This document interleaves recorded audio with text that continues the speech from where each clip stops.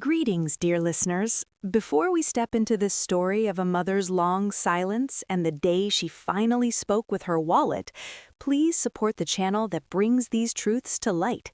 Hit like if the words touch something deep inside you, subscribe so you never miss a new chapter, and leave a comment. Tell me which city or country you're listening from tonight. Your voices keep me going. Now, breathe slowly. Let's begin. The smell of new leather still lingered in the hallway the day my son, Brandon, drove off in the black SUV he'd bought with my pension lump sum. He'd come to me 2 months earlier, eyes shining the way they did when he was 6 and wanted a new bike. "Mom, I need a reliable car for work," he said. "The old one keeps breaking down. It's embarrassing pulling up to client meetings like that.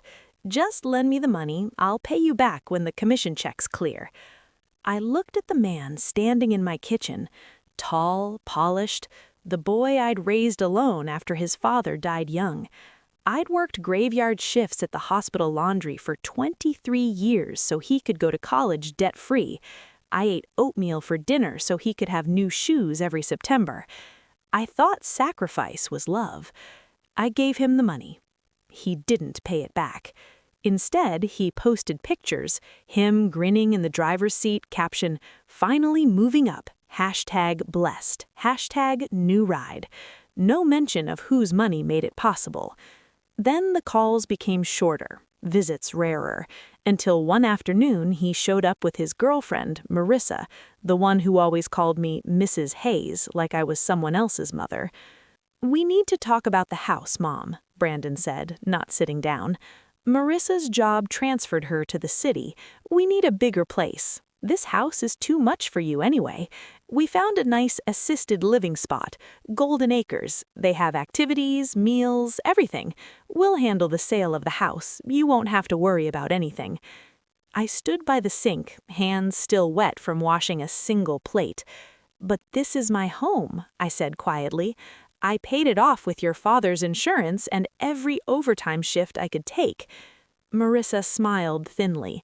"It's for your own good, Mrs. Hayes. You shouldn't be alone here. What if you fall?" Brandon nodded. "Sign the papers. We'll get you settled in. You'll love it." I didn't argue. They left thinking the matter was decided. That night, I didn't sleep. I walked through every room, the garage where Brandon's trophies still sat on a shelf, the living room with the walnut china cabinet my mother gave me as a wedding gift, the bedroom dresser holding the gold pocket watch my husband wore every day of his working life, the heavy oak desk where I used to do the household books. Brandon had always said, "When you're gone, all this will be mine anyway." He said it like a joke. It never felt funny.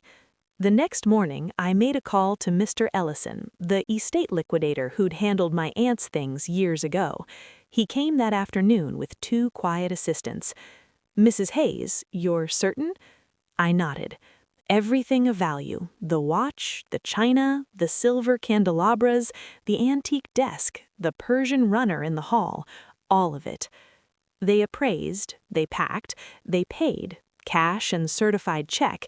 The total was more than I'd ever seen in one place, enough to refill my accounts, buy back my peace, and live comfortably for the rest of my years.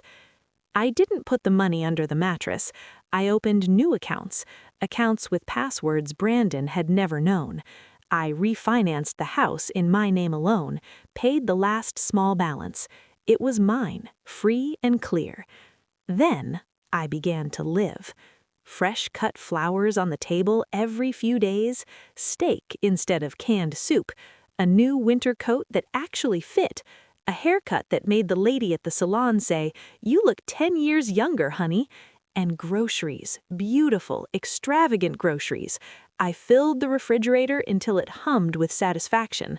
Thick-cut ribeye, fresh lobster tails, imported berries, aged Gouda, black truffle butter, 3 bottles of chilled Veuve Clicquot, a tin of Osetra caviar just because the word sounded like something forbidden.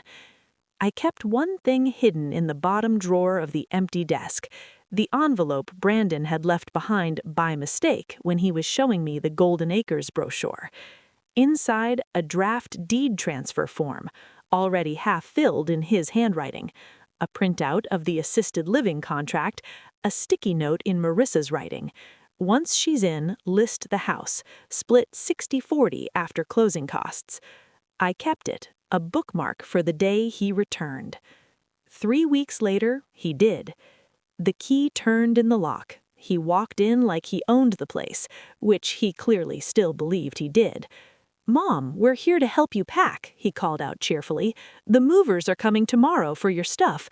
Golden Acres has your room ready." He strode into the kitchen, Marissa trailing behind with her phone already out, probably texting the realtor. He opened the refrigerator and stopped dead. The cold light poured out onto rows of luxury, glistening lobster tails, jewel-toned fruit, gold-foiled champagne bottles lying on their sides, the black caviar tin shining like a dark promise. It was packed, deliberately, gloriously packed. "What the hell?" he breathed. Marissa peered over his shoulder. Her mouth fell open. I sat at the table, sipping coffee from a new cup. "I was hungry, Brandon," I said calmly. "You took my pension, so I improvised." He slammed the door shut, spun around, his eyes darted through the house, the empty china cabinet, the bare walls where paintings once hung, the naked hallway where the Persian runner used to lie. "The watch?" he whispered. "Dad's watch?" "Sold."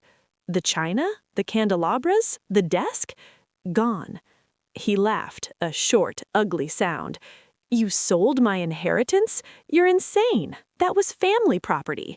"It was my property, my memories, my husband's life, my work. You took my money for your car, planned to take my home next, so I sold what was mine to keep." Marissa stepped forward. "This is elder abuse. You're clearly not competent. We'll get a doctor, too." I laid the envelope on the table. "Read it," I said. Brandon snatched it, his face drained of color as he scanned the papers, the deed, the contract, Marissa's note. He looked up, eyes wide. "Mom, this isn't... I was just... Get out." He laughed again, desperate this time. "You can't kick me out. I'm on the deed." "No," I said, "you're not. I refinanced last month, paid it off, title is mine alone. I changed the locks yesterday, your key doesn't work anymore." He tried the front door anyway, it didn't budge. "You'll regret this," he snarled, "when you're old and sick and alone." "I'm not alone," I said. "I have a garden now, friends who come for coffee, a trip to the coast next month, and this house, my house, stays mine." Marissa tugged his arm. "Come on, we'll fight this in court." Brandon stared at me, at the woman he no longer recognized. Then he grabbed his jacket and left. The door closed behind him, not a slam, just a quiet final click. That evening, I opened the caviar, spread it on warm toast, poured champagne into a tall flute, sat in the quiet living room and ate slowly. It tasted like the gold pocket watch my husband used to check every morning before work. It tasted like every overtime shift I worked while Brandon slept in his dorm. It tasted like every time I said yes when I should have said enough. And for the first time in 30 years, I didn't fear tomorrow. That's the story, dear listeners. A story about a son who thought love was something you collect and a mother who finally stopped paying the bill. Was I too severe? Should a parent keep giving even when the child only takes? Or is there a moment when love must protect itself, even from its own blood? Tell me in the comments, have you ever had to draw that line? Could you have done what I did? Which city are you listening from tonight? If this story stirred something in you, please like the video. Subscribe for more tales of hidden strength and quiet reckonings.